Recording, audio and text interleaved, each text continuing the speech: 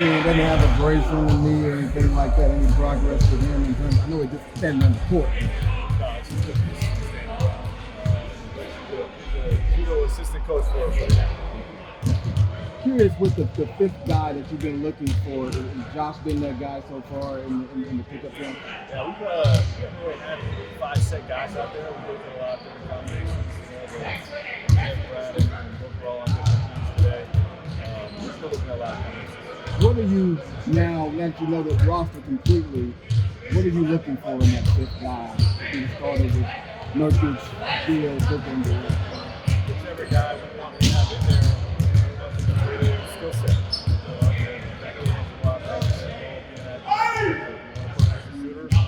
Play to your strengths.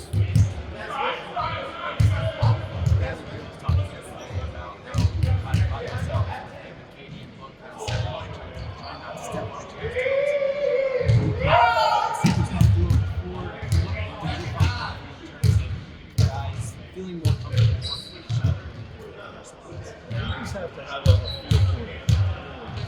If one guy utilize every day, you circle back and you just keep everybody rotating in terms of making sure they're all being used at the right level and feel good about how things are going. Brad, I know he's excited about this opportunity in particular. I feel like maybe people have something in this. Maybe, but I'm not throwing the value of things to the table. I know that. Those people don't rather be up. They can do that at their own level. Coach, there's a narrative that sounds that point as a willing defender as he is on offense. What have you learned about him on defense and how he's changed the ball? I started to say that in NC practice today. KD were our best defenders. I really get after it. Those guys are really figuring the passion. The system and the scheme that we're putting in, and really putting a lot of effort into executing the coverages, but having the talent.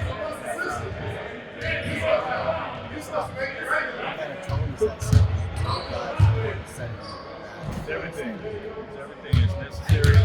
Because they set that tone for their leadership. That's the leading, right? They set that tone for leadership. Everybody else is set at the highest standard. They play at a higher level. Coach, given what you to show last year and how well they shot the ball, were you surprised you guys were able to get it in the summer? Yeah, a little bit. You never know what guys, how you know, market, but you really get hit.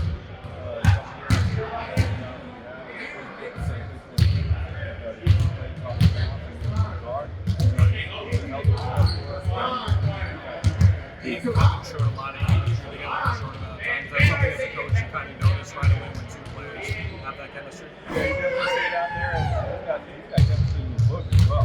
Book knows to find it. Every time he's got the ball, he's got it set up where needed is kind of overhelp we're looking for. Coach, with all the talk about load management, how do you determine the minutes as far as a player like KD who's been around for a couple of years? Do you do that now, or is that a process throughout the early in the season? Constant conversations. I know the idea of what I would like to do with these guys and their minutes. We just have to have a common sense approach to it. What we're doing for an 82-game marathon. Guys, unfortunately, we want them out there.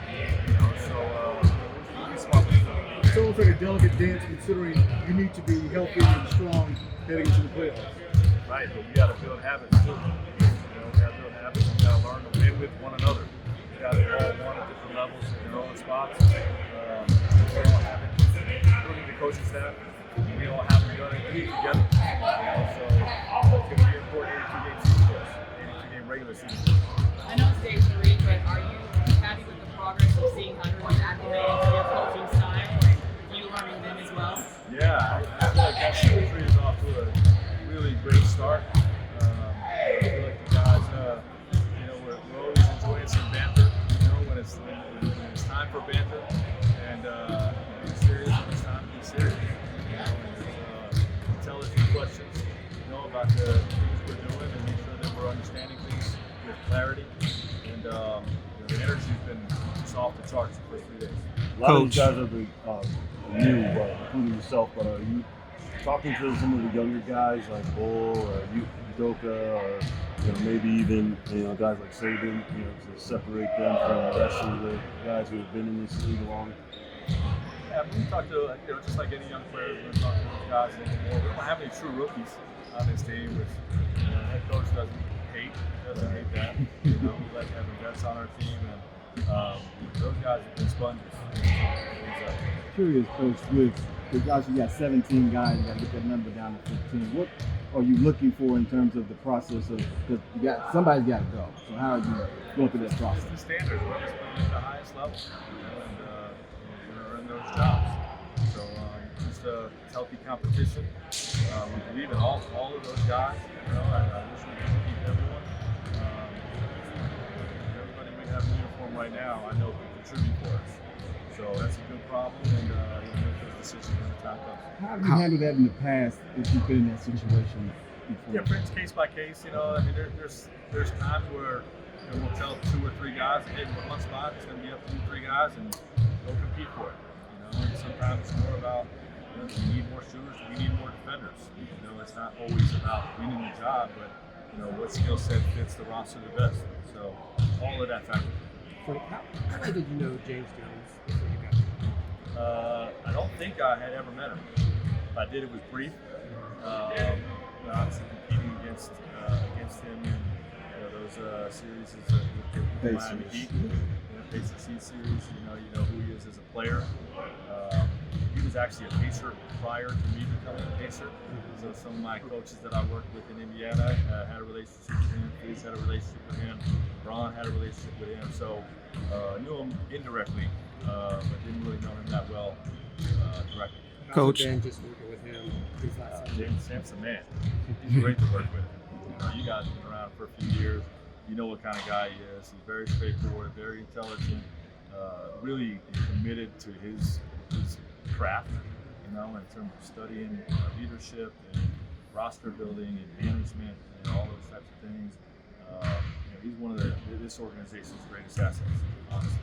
What's been the dialogue with Nurkic early on defensively?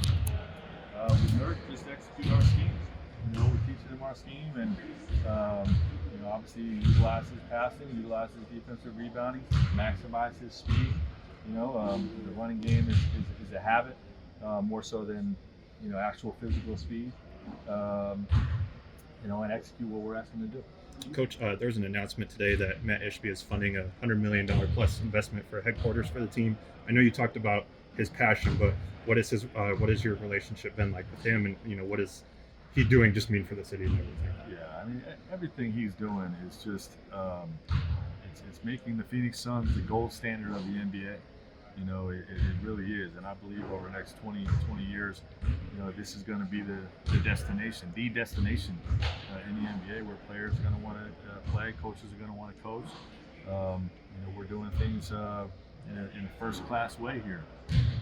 And everything he said it this summer in Vegas, we're going to win in everything we do, and he continues to, back up his words with action. Coach, you earlier talked about your Pacer days. How has your approach to training camp changed since then? Very different. One, I was working for Larry Bird. There was going to be a high standard of running these guys into the ground. Yeah. There was the conditioning piece was always very, very important with Larry, and because of that, I feel like my training camps are probably still more aggressive than most around the league, because I believe in those lessons that I learned from Larry. But the game's changed over the last, I think it's 12 years since I've been a head coach, and it's just gotten more intelligent in terms of managing our NBA players' bodies. So definitely lighter than before. Coach, are you keeping up with the Diamondbacks in the playoffs at all right now? Love it. I met Torrey this summer, and I'm a big fan of his approach and him as a person, and I could not be more happy for him. Loved his post-game speech. Just loved his post-game speech. It was awesome. An awesome moment. And bring on the Dodgers. Let's go. Thanks, Coach. Thanks, Coach.